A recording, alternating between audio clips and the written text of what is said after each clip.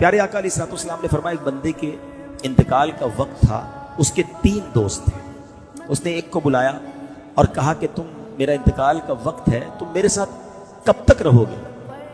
تو اس شخص نے کہا کہ میں بس آپ کی روح نکلے گی اور میں الگ ہو جاؤں گا آپ سے، آپ ادھر انتقال فرمائیں گے اور میں آپ سے دور ہو جاؤں گا۔ دوسرا شخص دوسرے دوست کو بلایا کہ تم میرے ساتھ کب تک رہو گے؟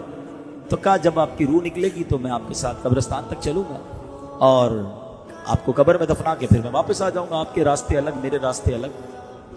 تیسرا دوست تھا، اس کو بلایا اس مرنے والے شخص نے کہ تم میرے ساتھ کیا کرو گے؟ میرا انتقال کا وقت قریب ہے۔ کہا میں تو آپ کے ساتھ قبر کے اندر بھی جاؤں گا اور قبر میں آپ کو راحت پہنچاؤں گا، آپ کو عذاب آنے لگا تو میں روک بنوں گا۔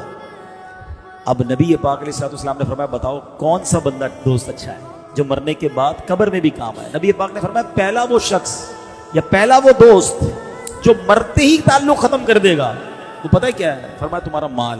دوسرا دوست جو قبرستان تک تو ساتھ آئے گا، فرمایا وہ تمہارے گھر والے ہیں، غسل، تدفین، جنازہ اس میں شرکت کر لیں گے، کچھ دیر تک تمہارا، کچھ دنوں تک تمہارا ذکر کر لیں گے، مگر پھر وہ بھی زندگی میں مصروف ہو جائیں گے۔ کسی اور کی بات کیوں کرتے ہو؟ اپنی کر لیتے ہیں نا، کسی اور کو چھوڑو۔ میرے والد والدہ کا، آپ میں سے کئیوں کے والد کا، والدہ کا، دادا دادی کا، نانا نانی کا انتقال ہوا، وہ بڑے دن بڑے تکلیف میں گزرے، اب کہاں یاد آتی ہے؟ کتنوں کو یاد آتی ہے؟ کب یاد آتی ہے؟ میں اور آپ بھی بھولی بسری داستان ہو جائیں گے۔ 2 4 6 دن 10 دن کو زیادہ مشہور آدمی ہوا تو سال 2 سال، بس پھر ختم جناب، دنیا رکتی نہیں کسی کے لیے۔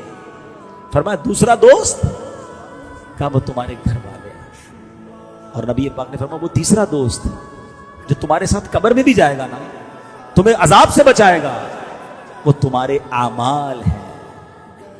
کیا خوبصورت مثال کے ذریعے بات سمجھائی ہے۔ بتاؤ، فکر اب 3 چیزیں نا، پیسہ، فیملی اور اعمال، تینوں میں سے امپورٹنس کس کو دینی چاہیے؟ سچ بتاؤ۔ اعمال کو ہم دیتے کس کو ہیں؟ پیسے کو، اور پھر فیملی کو، گھر والے ناراض نہ ہو جائیں۔ پیسے کماتے بھی بچوں کے نام پر ہی ہیں یار، بچوں کو، فیملی کو، ڈبل ڈیوٹیاں تو اوور ٹائم تو کوشش بھائی اگر جائز طریقے سے کما رہے تو ٹھیک ہے، مگر اعمال کیوں چھوڑ دیا؟